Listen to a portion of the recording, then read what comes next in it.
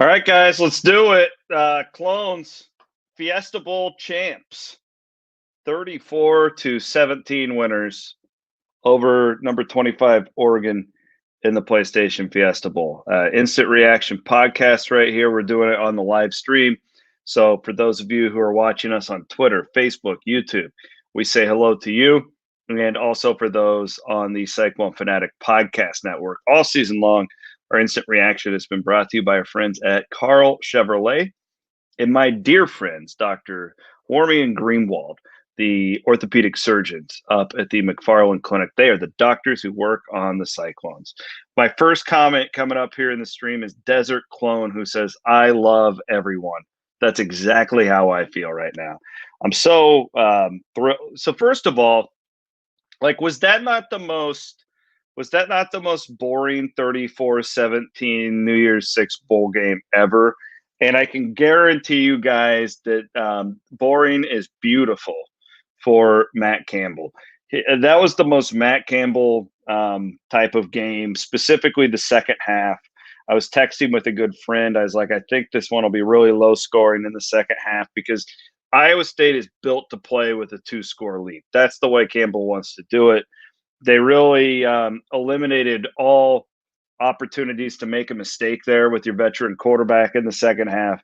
The defense clamped down. You knew that they would get better after that poor performance in the first half. You knew that Coach Haycock would find a way to slow Oregon down. That's exactly what he did. And that was a methodical ass whooping, really. The total plays, 85-46. Iowa State could have gotten flashier, but there was no need. They made the adjustments. They played sound football. And Iowa State, your Cyclones are the 2021 Fiesta Bowl champions. Just a really solid game all the way around. I mean, Breece Hall, 34 carries, 134 yards, and 2 touchdowns. I actually really liked how they used Nwangu today with the 11 rushes for Kinney. It was a really nice change of pace. Offensively, I thought the offensive line up front really just whooped Oregon's ass throughout the entire day. The tight ends were all key. That was a lot of fun. I mean, it was almost like boring in the second half, but that's what happens when you're good and a lot better than the opponent. You don't have to do flashy things. You can just go out there and do what we saw Iowa State do today. So, yeah, it's just somebody asked me, where's the Cody Road? Come on, I got it. I got a couple of bottles right here on my desk, like always. I got to go do Radio Network postgame. So I will not be dipping into the Cody Road until later. But I will be later because you know how I roll. Yeah, just a fun game. I thought it kind of played out exactly how I thought it would, really. The only thing that surprised me, I didn't see Oregon coming in with a backup quarterback. That Anthony Brown, the Boston College transfer, I didn't expect to see him as much as we did today. But Iowa State really, Oregon's run game was no threat.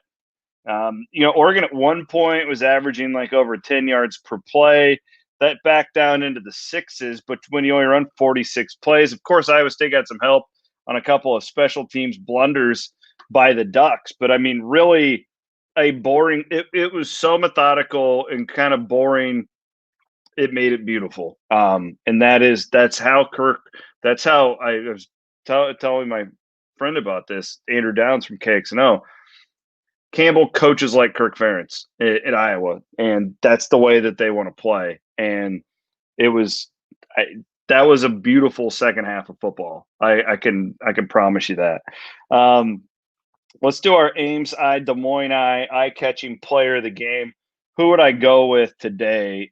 This is really tough because Breece probably 34 carries. He was really a workhorse.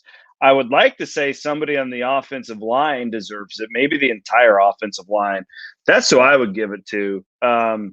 Defensively, there's a lot of guys. I mean, how do you not put Mike Rose into the conversation? Got that interception. But I would go with the offensive line. Iowa State dominated that game up front. That's not what happened against Oklahoma in the Big 12 championship game. And they just kicked ass all day. Brock Purdy was great. really disguising a lot of runs. The quarter and that second quarter, Brock Purdy was phenomenal. He wasn't asked to do much in the second half, but just a really great win for Iowa State football that's going to propel this program into 2021. We're going to have all sorts of analysis from it. Jared Stansbury is in Glendale, and he will have all that post game for you. I am going to sign off with you guys here momentarily, and then get over to KXNO for the Cyclone Radio Network's post game show.